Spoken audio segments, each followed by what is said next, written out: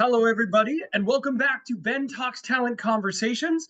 In today's episode, I have Kevin Dinino with me. He is a strategic communications consultant. Kevin, how are you doing? I'm doing awesome. Great to be on the program, Ben. Thank you.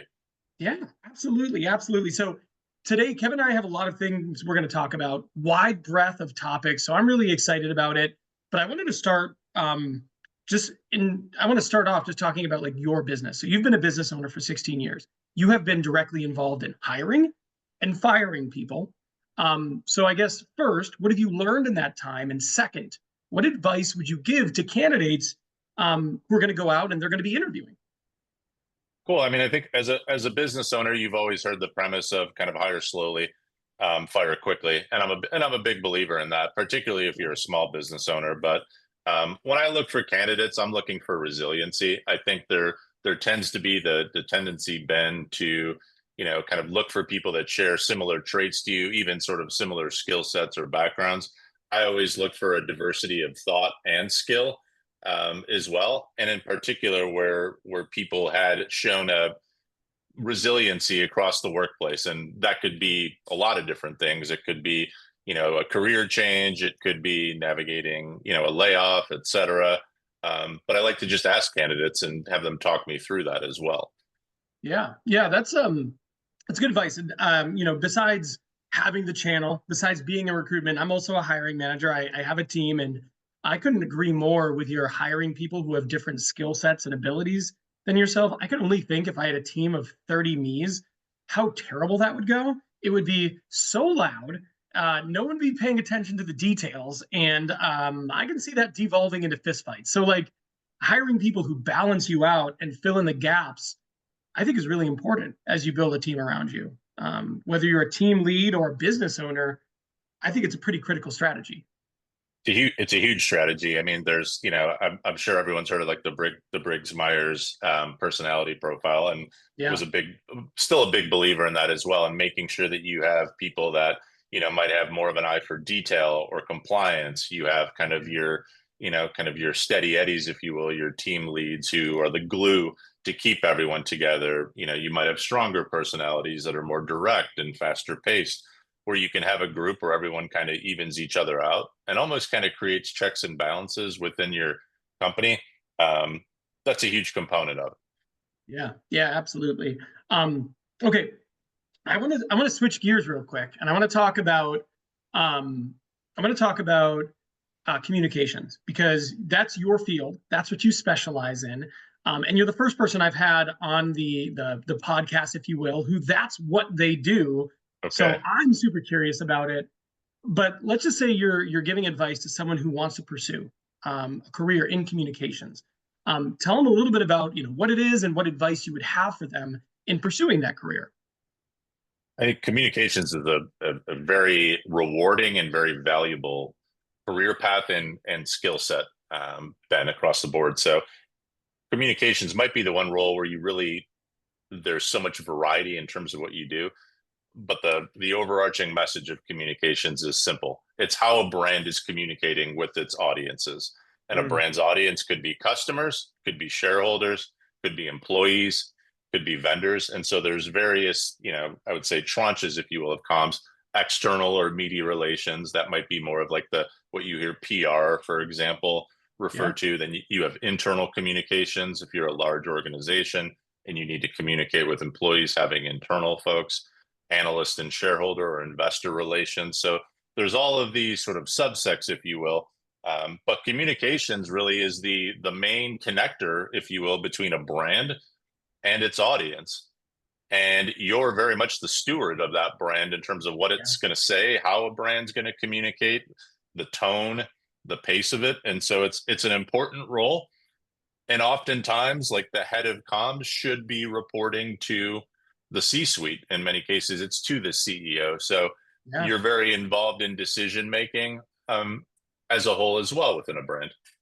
Yeah, I mean it's critical, right? I mean, like I think about brands who have done like a really good job over the last decade with communications and brands who have had like massive public faux pas with the way they're communicating to their core audience or a client avatar and just how that's backfired. And how a brand communicates can really swing the pendulum between success and failure, like, and have a huge impact on it.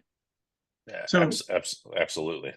yeah, so that's, like, obviously very important for companies, for like candidates or people who, maybe someone who's considering going into that field or switching careers and going Yeah. into that field. What advice would you give them on just how to like successfully make that transition or move into the industry or the I think field? you have to have an appetite for risk. And when I say that, I mean that probably more so from like a soft skill standpoint. So, Yeah. being very meticulous to detail, really absorbing the quote unquote the news, knowing who all the influential creators and media out there, what the market is talking about a brand. And then many cases you're going to be interacting with a lot of these folks. And so when I say being a risk taker, being able to feel comfortable, maybe cold reaching out to make introductions if you're building your career. Hey, I'm working with this brand now. I want to get in front of you. But then ultimately, you're going to be pitching story ideas to media and creators. You're going to be trying to get your brand out there. You're going to be managing the risk or crisis component of it. So you need to have thick skin. If something happens with a company that you're representing, in many cases, you might need to be liaising with a board of directors and or a CEO and C-suite and be making some pretty bold recommendations. And a good example of that would be, there tends to be, and I know we're going to talk about like my background in cybersecurity, but when you think Yeah. about cybersecurity, the first thing anyone thinks about is like a breach or a hack. Yeah. And when these occur, in many cases, a brand has a huge decision to make. Do we communicate this to the public? And there's still probably not as many, but there used to be. There's a lot of brands out there that wouldn't do anything, and that becomes problematic when there's money involved, whether it's a loss or shareholder loss, employee data as well. And so that component, I think of communications, the crisis part, and being able to think quick on your feet. Like that's why comms is so exciting. Yeah. It's a hugely important role. It's valuable, but it's not for the faint of heart as Yeah. well. If you're looking for kind of an analytical job where you're going to be doing the same thing over and over, like this isn't the role. You Yeah. need to be thinking quick on your feet and being able to pivot are probably like huge components of a day to day kind of life as a comms officer. Yeah. Yeah. It sounds like a very like exciting and pressure filled field where like, man, like like those situations when they come up, it's like it's pressure cooker right there. Like it's For sure. those are big deals, and handling those effectively has a huge outcome. Um, so yeah, it takes I imagine a special kind of person. Now, It's a special breed for sure, but there's yeah, still a ton of opportunity though for folks that maybe don't come from like a comms background to still be very valuable. I mean, think about it from the way of, in many ways, a sales, somebody that's working in sales, particularly if you're making cold calls, for example, like it's the similar mindset of being kind of fearless as well. Like you need that tenacity and I'd say the intellectual curiosity as well, because there's yeah, just so much going on. yeah, absolutely. You mentioned briefly your your attachment to cybersecurity. So when we were talking prior to this episode, you said like within communications, there are various sectors that you could specialize in. You have become a vertical specialist when it comes to cybersecurity. So I want you to talk just a little bit about cybersecurity, the the Cyber Center of Excellence, excuse me, Yep. what that is, and then how it came about. Like, how did you carve that out and arrive there? That to me is very interesting. Sure. I mean, I'll start at the front end. So the Cyber Center of Excellence is in my region in San Diego, and there's CCOEs probably scattered all across the U.S. And these Cyber Center of Excellence really exists in my region to promote the industry of cybersecurity as a resource to folks that are looking for new jobs. It's probably one of the few industries that is void of talent still. Meaning there are more open jobs than qualified people to apply for these. And so a lot of it is just really promoting the growth of the cybersecurity industry. as well as potential people that can join the field. And you don't have to come from like a defense background or an IT background. Like there's a lot of resources. And I think what attracted me firsthand to the CCOE, and in my role, like I'm chairing the board, handling all of the outreach for the CCOE. I run a podcast on talking to cybersecurity leaders about things going on and fun breaches and cool stuff like that and dissecting them. But I started my career in financial services and technology communications. And so naturally, when you have money involved in anything digital, there's always a security component. So the cybersecurity space just seemed like a natural fit to get involved in. And there was an opportunity 10 years ago, actually, we're in our 10-year anniversary, 10 years ago to kind of join this board that was really looking to promote the growth of cybersecurity, the importance of it. And I think that's the other cool point of any CCOE. Like as a consumer, you can go to a CCOE website. Ours is sdccoe.org, and there's all sorts of resources. Like, for example, an incident response plan. So if you are a small business owner and something did happen, a hack or a breach, like you can follow kind of a playbook on Oh, these cool. incident responses as well. And it might be something simple, Ben, where it's like, hey, does your company have a phone tree? What happens if the power goes out at your company? Or if you work at an energy company and there's a breach and all the power goes out, like how are you communicating with folks if your networks are down? Having backups and understanding the risk involved with that and two-factor authentication. But all of this stuff now is important. We all have one of these. Probably a lot of us are doing the face recognition to open up apps, etc. Well, for every piece of technology, this is now our wallet.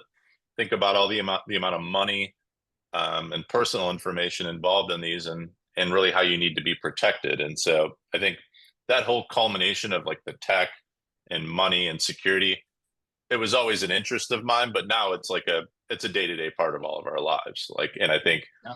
a lot of us probably would joke around like, hey, my debit card got stolen or someone has the numbers, there's some charges. Oh, I'm just going to call the bank and get a new card, you know. Yeah. And it's kind of wild how, that's one example, but it's permeated our lives. And now we could go down a rabbit hole on this stuff. I won't go too deep, but think about it from Yeah. this way: the amount of deep fakes and how AI has been involved, both good, bad, and ugly. Like there's still bad guys out there using AI for Yeah. deep fakes and voice recognition. So, it's a business model in terms of these hackers going after money. And I love that whole culmination of good guys versus bad guys in this tug of war.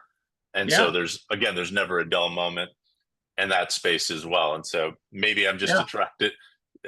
attracted to these sort of fun, kind of interesting moments, if you will, in terms of a role.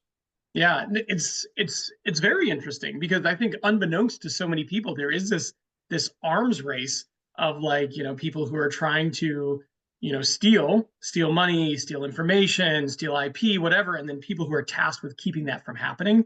And it's like, both sides just continue to level up their game, new technology. And it's really interesting. I very early in my career, I did a lot of recruiting in the security space. So it happens to be a space I look back fondly on. I like it, Mm-hmm. super niche, and I'm not surprised that there's still that talent delta that exists, because um, it's very niche and not, there could be more people doing this. Yeah, and I think I would say the closing statement I would make on that is, I think a lot of people are like, oh, I don't have a security clearance, or I have no experience in this. It's like, hey, if you are good with networks and, navigating the web, and are open to, some training, like it is a great industry to pursue a career change for, Yeah, particularly with the advent of AI and Gen AI, et cetera. Like there's always going to be that tug of war will always exist because, the quote unquote bad guys, like